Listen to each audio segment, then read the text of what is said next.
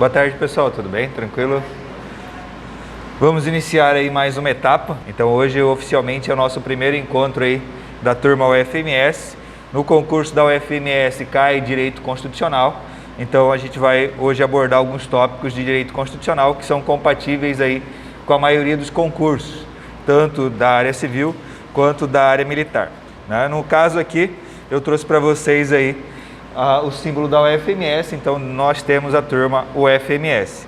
Antes, né, como é o nosso primeiro encontro formal da turma UFMS, eu quero me apresentar. Eu sou o professor Eduardo Ferrufino, sou, né, que eu brinco aqui, do 4P, que eu me intitulo aí 4P, que é pai da Aloíse, palmeirense, bicampeão da Libertadores, perito criminal e professor da UFMS. Né? Aqui estão algumas aprovações básicas que eu tenho aqui na minha carreira, por isso que eu sinto com qualificação suficiente aí, que eu tenho qualificação suficiente para poder orientá-los nesse caminho da aprovação. E aí eu aproveito, né, deixar uma mensagem bem interessante em relação à nossa caminhada. Hoje nós estamos no domingo aqui, né? Muitos estão renunciando ao lazer, a estar com os filhos, né, aos seus prazeres individuais, em decorrência de um sonho, né, que é se tornar servidor público. E no caminho para que a gente se torne um servidor público, a gente vai ter muito mais decepções do que felicidades. E a gente tem que aprender com essas decepções a identificar as nossas falhas para que a gente consiga alcançar o nosso sucesso. E o nosso sucesso, às vezes, não começa por onde a gente planejou. Começa por algum cargo que, de repente, aparece. Puf. E o concurso da UFMS talvez seja esse cargo. O concurso da UFMS é uma ótima escada. Você pode optar para ficar eternamente na UFMS. Eu, por exemplo, optei por ficar eternamente na UFMS. Eu sou servidor da UFMS. Mas ele também serve como uma escada, porque ele te dá muita qualidade de vida para que você possa planejar outros planos para o seu futuro, né? Então, eu sou professor da UFMS, né? Fui aprovado aqui para professor da UFMS. Também sou perito criminal, então assim, a UFMS, se eu optasse só por permanecer na UFMS, eu teria uma remuneração adequada e também uma qualidade de vida adequada. Então, o que eu quero chamar a atenção para vocês é que, se o UFMS não é o seu sonho, não tem problema. Isso não significa que você não precisa se dedicar para a UFMS. Isso significa que a UFMS pode te impulsionar para o seu sonho. Então, assim, dentre todas essas aprovações aqui, né, o meu sonho era ser da UFMS, por isso que eu estou lá. Então, assim, a UFMS, ela te proporciona uma qualidade de vida. E isso é interessante para quem, de repente, quer fazer planos para o futuro. Eu tenho meus planos, no transcorrer das aulas aí eu vou comentando um pouquinho sobre os meus planos em relação ao UFMS. E também eu tenho a minha carreira na área de perito criminal, correto? Eu me aposentei, eu brinco, né? Que eu me aposentei do mundo dos concursos cedo, aos 26 anos. Então, para que eu conseguisse essa, vamos colocar assim, excepcionalidade em relação à maioria das pessoas, eu precisei fazer um planejamento anterior. E aí vem a importância de a gente sentar, conversar, fazer um planejamento e seguir esse planejamento. E a gente tem um trio aqui que chama foco, disciplina e persistência. O meu foco era aposentar aos 30 anos, esse era o meu foco. Quando eu falo aposentar, não é aposentar de trabalhar, aposentar de estudar para concurso. Eu aposentei aos 26, consegui muito antes do que eu almejava. Mas para que isso acontecesse, eu precisei ter disciplina, precisei renunciar a prazeres, para que eu pudesse alcançar o sucesso. E aí, dentre essas renúncias, sempre tomava um toco. Aqui só estão as aprovações, mas eu já fiz trocentos concursos. Então sempre vai ter o toco. Então, se você não tiver a persistência, você vai desistir no meio do caminho. E existe uma regra bem simples, só não passa em concurso quem desiste ou quem morre. Quem mantém a persistência vai alcançar o sucesso. Então a gente precisa que você mantenha o foco, a disciplina e a persistência. Esse trio precisa estar presente. Caso contrário, o sonho do sucesso em relação a ver seu nome lá na lista dos homologados, ela fica cada vez mais longe. E aí vai acontecer aquelas situações que de repente você vai visualizar. Ah, aquela pessoa com pouco tempo de estudo já passou e eu que estou estudando há 1 ano, 2 anos não consegui. Mas na verdade você tem que analisar o quanto de energia você está despendendo para o seu sonho e quanto aquela pessoa renunciou no curto espaço de tempo. De repente ela planejou tirar férias antes do concurso e estudou 10 horas diárias. De repente ela já estava renunciando há um bom tempo e não externalizava isso para as pessoas. Então, para que isso torne-se realidade na sua vida, é necessário que você faça um planejamento e tenha disciplina em relação a esse planejamento. E aí, o que a gente já orienta é, utilize ferramentas a seu favor. Eu sempre recomendo a ferramenta, um aplicativo chamado Aprovado.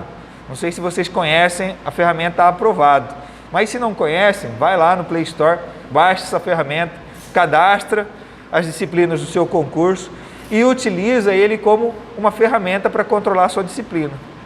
E ao mesmo tempo, vai na sua rede social, verifica lá na sua rede social, lá no item tempo, quanto tempo você gasta em rede social.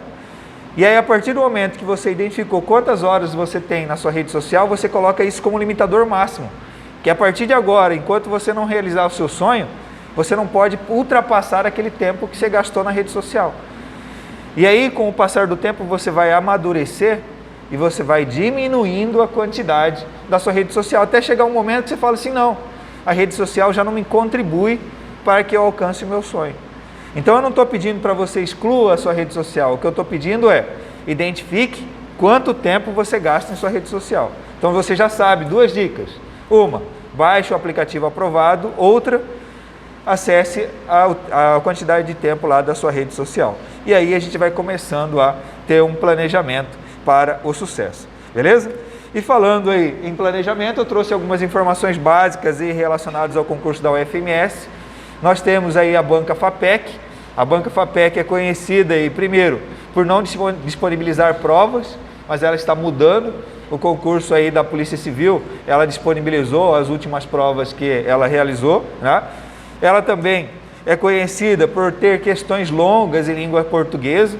Então, se você ainda não conhece a banca FAPEC, dá um gás em relação a ela, porque as questões de língua portuguesa derrubam muitos candidatos. Principalmente porque demanda muito tempo e se você não tem essa intimidade com a banca, você acaba perdendo muito tempo no dia da prova e não tem tempo suficiente para passar as questões no gabarito. E aí talvez você pense que isso não possa acontecer com você, mas na verdade vai acontecer com você. Você vai verificar que você vai ficar apertado na hora de passar para o gabarito, que isso é muito comum nos concursos da FAPEC, tá bom? Em relação às inscrições, elas vão até 24 de fevereiro, que é 24 de fevereiro o prazo de inscrição. A data da prova é em março, então nós teremos prazo suficiente para ministrar todo o conteúdo com qualidade, né? Sem estar de maneira afobada. A gente vai conseguir passar todo o conteúdo com tranquilidade até 13 de fevereiro. Passar o conteúdo com tranquilidade não significa que a data está longe, significa que nós fizemos um planejamento para distribuir todo o conteúdo até esse prazo. Mas isso não significa que você não tem, que você vai estar com o tempo sobrando, tá bom? Nós temos aí como locais de prova Campo Grande, aqui da UANA, Corumbá, Coxinha e Três Lagoas. Então esse é um ponto super positivo da FAPEC, da UFMS, é um ponto super positivo da UFMS. Isso significa democratização ao acesso ao cargo público. Se você verificar os cargos do governo do estado, tipo professor, tipo polícia, as provas são só em Campo Grande. Para quem não conseguiu visualizar o problema de ser só em Campo Grande, ele está aí colocando barreiras que não são expressamente visíveis, né? Mas são barreiras. Por exemplo, preço da passagem é caro, hotel é caro, alimentação é cara, o desgaste físico até o local da prova custa caro para o seu corpo, né? Então a FMS tem um ponto positivo em relação a isso. Ela democratiza o acesso ao cargo público, possibilitando aí que você possa fazer a prova em vários cantos do estado, correto? Então esse é um ponto super positivo. Em relação a questões, nós temos 60 questões aí para o concurso, cada uma com 5 alternativas. Então nós temos essa distribuição aqui em relação ao quantitativo de questões. O que a gente consegue visualizar aqui? Que nós temos aí tanto língua portuguesa quanto língua inglesa com peso 1. São questões de peso 1. E as demais com peso 2, legislação, conhecimentos específicos e raciocínio lógico. Então nós temos essa distribuição Então, o que isso significa num planejamento? É que se eu tenho que dar prioridade, eu vou dar prioridade para as que têm maior peso. Esse é o primeiro critério na classificação do planejamento. Perfeito? Só um minuto.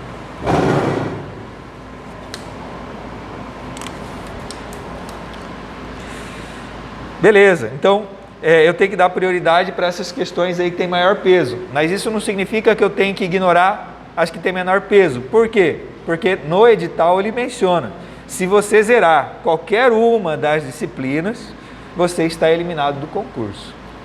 Para você ser considerado aprovado, você precisa 50% da prova. Então, ou seja, 50 pontos. Nós temos aqui 100 pontos em jogo e nós precisamos de 50 pontos. Só que dentro desses 50 pontos, eu não posso zerar nenhuma disciplina. Nós tivemos um aluno na turma Bancos que ele teve uma nota excepcional no concurso do Banco do Brasil, mas ele zerou inglês. Então, assim, se ele não zerasse inglês, se ele acertasse uma questão, ele estava em primeiro lugar, mas ele zerou inglês. Então, assim, esse é o X da questão em relação a essa distribuição. Porque nós temos apenas 5 questões. Então, apesar de ser 5 questões, uma pequena quantidade, apesar de ser um ponto, isso não significa que ela deve ser desprezada, porque pode acontecer essas situações.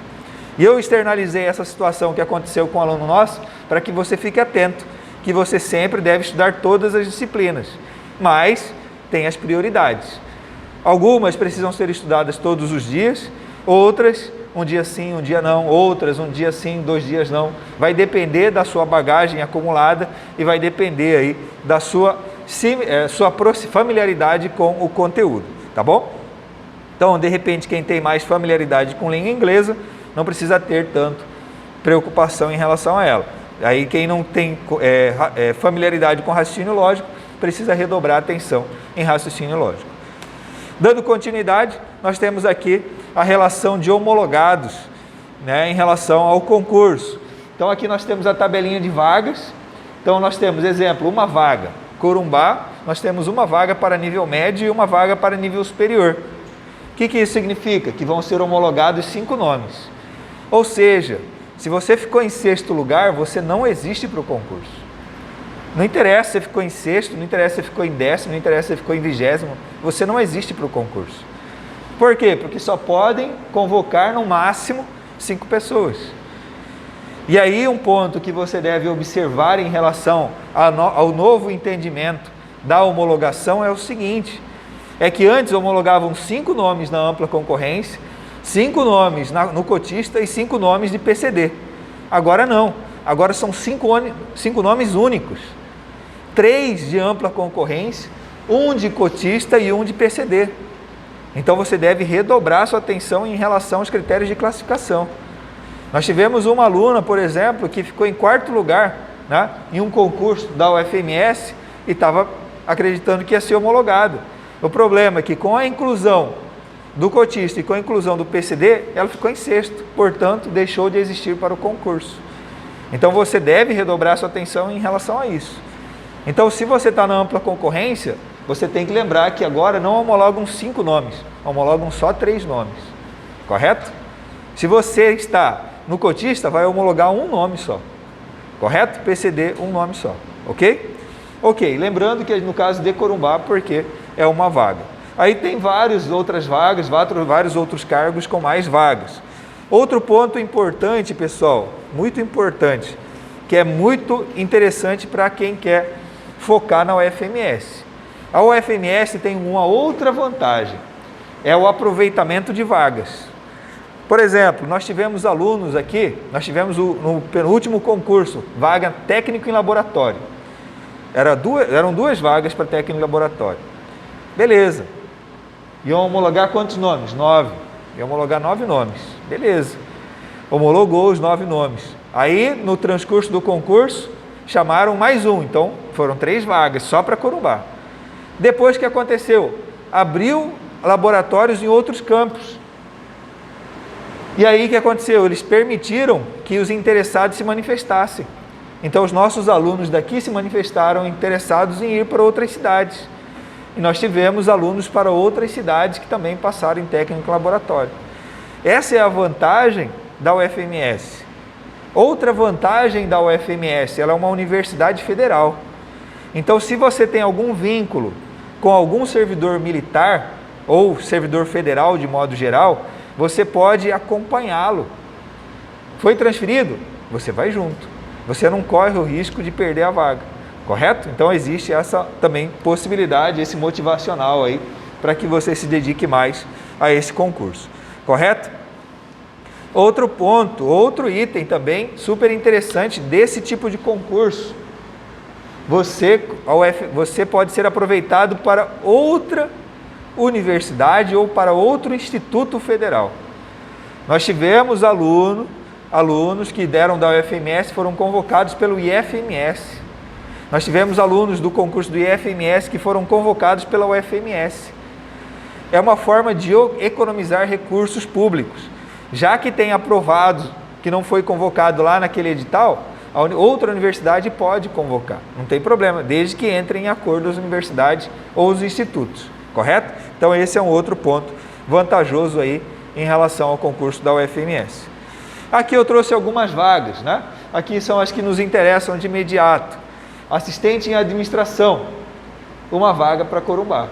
Ensino médio profissionalizante ou ensino médio completo. Ok, se você tem nível superior, quando você entrar você já ganha um adicional, que vocês vão aprender mais para frente. Então aqui, de imediato, nós temos aí praticamente aí R$3.000 de remuneração, 2.446 mais 458 aí de auxílio alimentação, correto?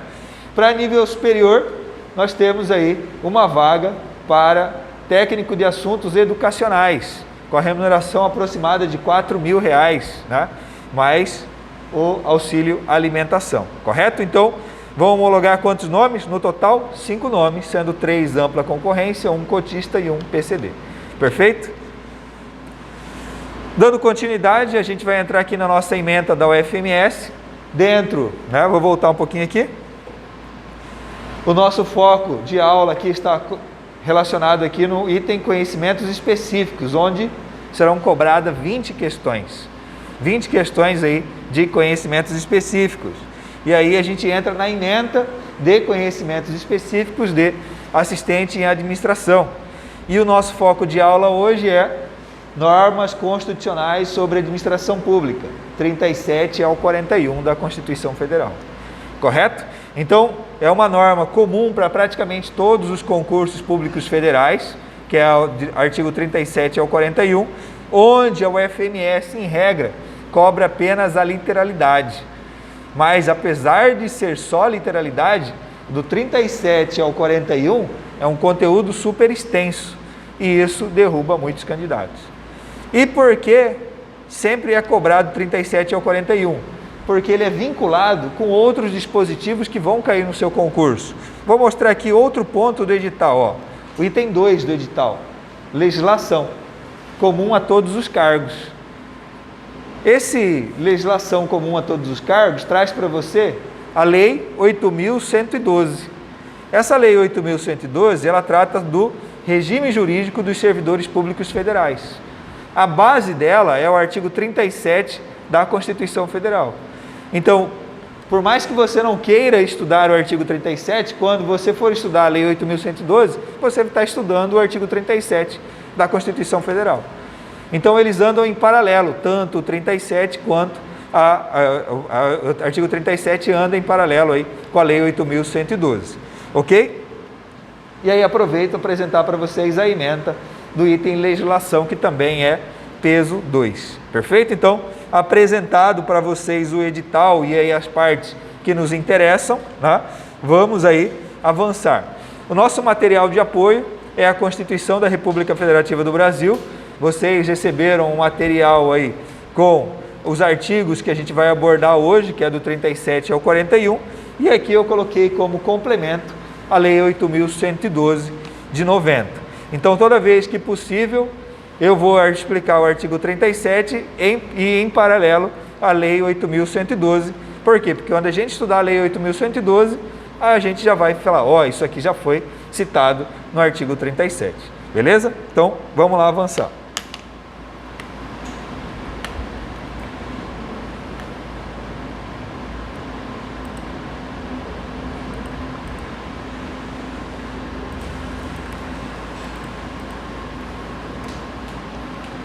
Não sei se você viu.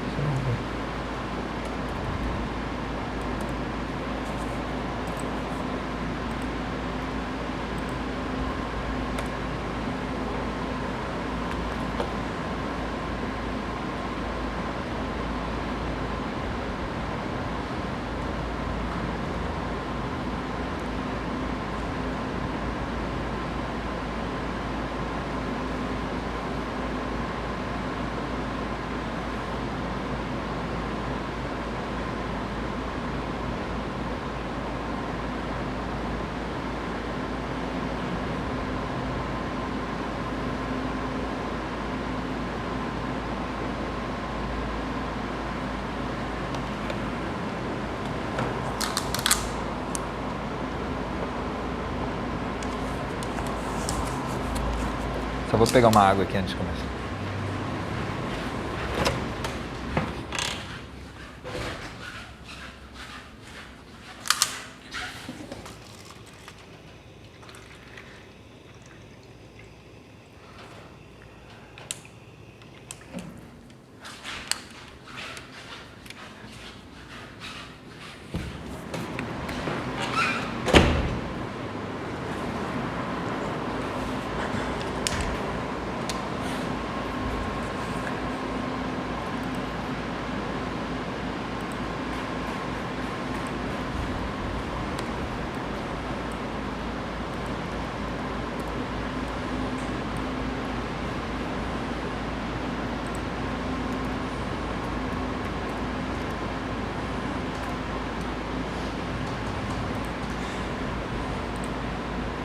Beleza, então. Beleza, dando continuidade, então aqui eu apresento para vocês a Constituição da República Federativa do Brasil, para quem ainda não conhece, para quem ainda não estudou. A Constituição é composta aí de vários títulos e vários capítulos, e o nosso foco é o capítulo 7, referente ao título 3, que fala aí da organização do Estado, referente à administração pública. Então, no capítulo 7, nós encontramos aí disposições gerais, que falam aí sobre o que deve ser aplicado à administração pública. Então ele começa aqui no artigo 37 dizendo o seguinte: a administração pública, direta e indireta de qualquer dos poderes da União, dos Estados, do Distrito Federal, do Distrito Federal e dos municípios, obedecerá aos princípios da legalidade, impessoalidade, moralidade, publicidade e eficiência, e também é o seguinte. Então, o que a gente precisa entender? A gente precisa entender a quem é direcionado essas regras. Qual regra? A regra de obedecer os princípios. Então, nós temos uma regra conhecida como LIMP. Uma regra conhecida como LIMP, que ela sintetiza os princípios: legalidade, impessoalidade, moralidade, publicidade e eficiência. Correto? E a quem é aplicada essa regra? Essa regra é aplicada à administração pública. A administração pública.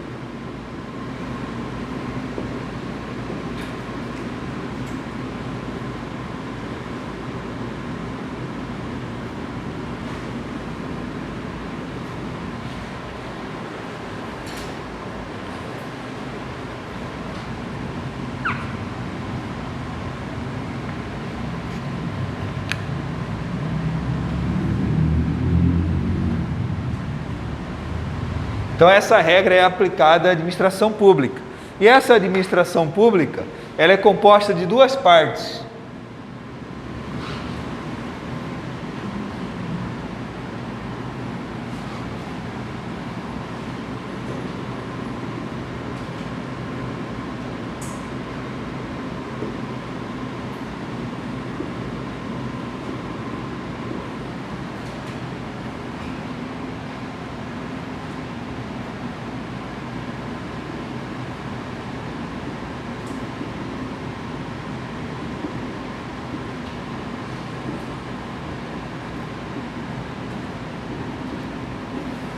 Então, a administração pública, ela é composta de duas partes. Da parte denominada administração direta, que é conhecida como centralizada,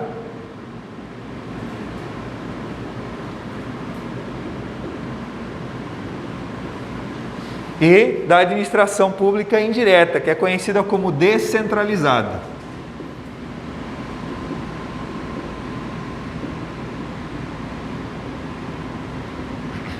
Certo? Então, quando ele fala administração pública direta ou administração pública centralizada, é a mesma coisa. Quando ele fala administração pública indireta ou descentralizada, são sinônimos, correto? Então, o LIMP, que é legalidade, impessoalidade, moralidade, publicidade e eficiência, aplica-se a toda a administração pública. E aí um ponto interessante, né? Ele fala assim, ó, a administração pública direta e indireta de qualquer dos poderes. Aí eu preciso saber quais são os poderes. Quais são os poderes?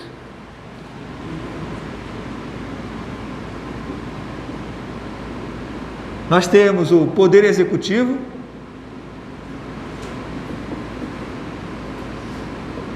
nós temos o poder legislativo e nós temos o poder judiciário. Correto? Então nós temos, né, dentro da administração pública direta e dentro da administração pública indireta de qualquer dos poderes, né, essa mesma regra. Tá bom? Então nós temos aqui os poderes.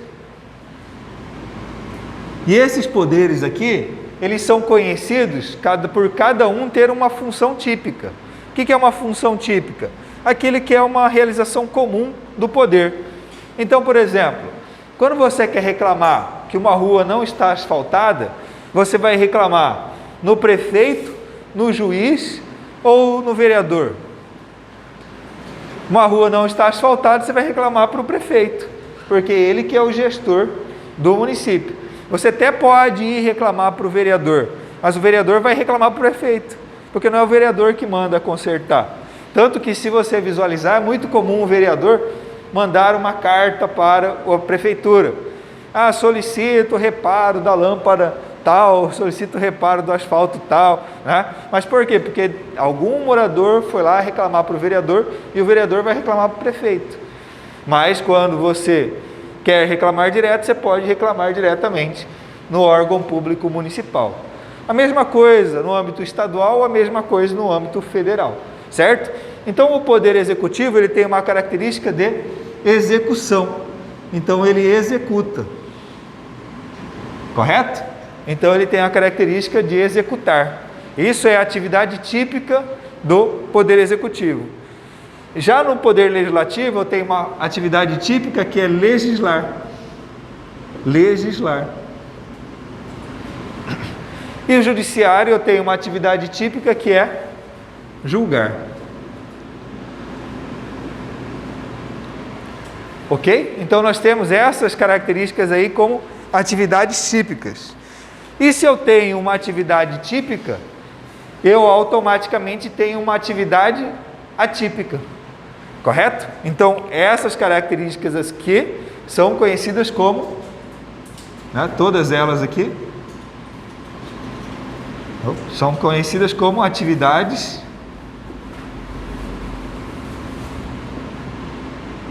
típicas. Atividades típicas.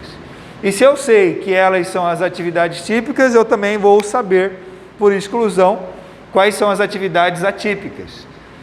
Se o poder executivo tem como atividade típica executar, quais seriam as atividades atípicas do executivo? Legislar e julgar. Se a atividade típica do executivo é executar, a atividade atípica, ou seja, que não é comum, vai ser legislar e vai ser julgar. É basicamente essa brincadeira. Se você sabe a atividade típica do legislativo, que é legislar, automaticamente fiscalizar, você sabe que a atividade atípica é executar e julgar. Qual é a atividade típica do judiciário? Julgar. Então, qual é a atividade atípica do judiciário? Executar e legislar ou fiscalizar, tá bom? Então, nós temos essas características aí em relação ao artigo 37. A partir do momento que eu já tenho essa noção em relação ao caput, né, ao caput do artigo 37, nós já podemos avançar em relação aos demais conteúdos. Beleza? Então, esse texto aqui, tudo isso aqui está no artigo 37 caput da Constituição Federal. Ok? Então, artigo 37 caput da Constituição Federal. Quem não é da área jurídica, caput significa cabeça, tá bom? Então, é a parte inicial do artigo, tanto que você vai verificar que agora a gente vai ter incisos. Então, essa parte inicial aqui, nós chamamos de caput.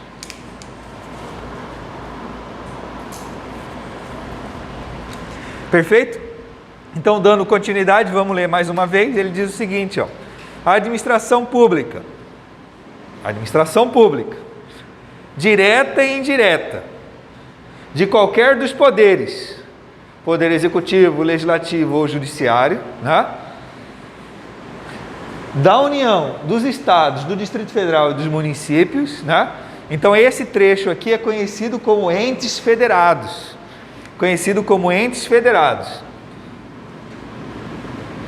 Né? Eu brinco aqui, ó, cada um no seu quadrado. Quem que é cada um no seu quadrado?